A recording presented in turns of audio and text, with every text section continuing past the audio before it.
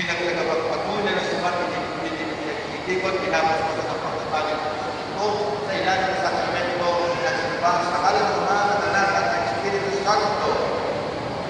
At pinagpupusan sana ang mga siksik sa isang kanilang pagmamahal, pagpapabuhay ng pagmamahal sa kalan ng Ama, ng Anak at ng mga aras na ito, sa kisag ng kanilang paglilingkod sa bawat isa sa buong pamilya at sa isa sa kalan ng Ama, ng Anak at ng Espiritu Santo.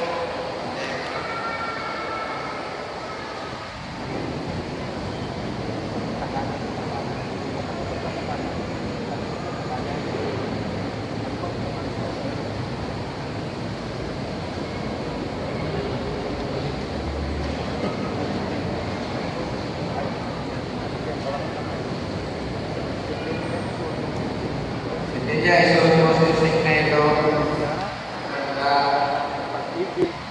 para el at katapos nagkakaroon anak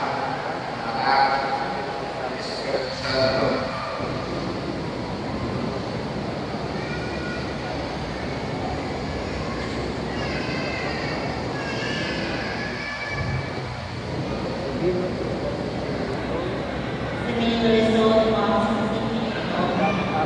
pag-ibig at katapatan. Danan ang pag-ibig at pala ngalan ng Ama, Anak, Espiritu Santo.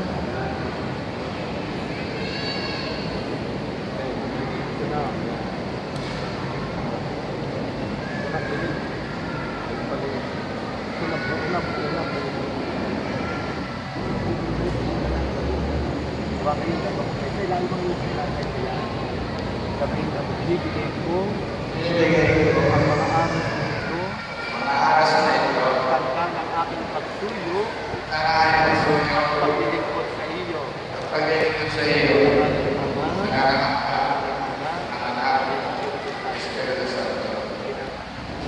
Tinatanggap ko at patuloy ko ingatan. patuloy kong ingatan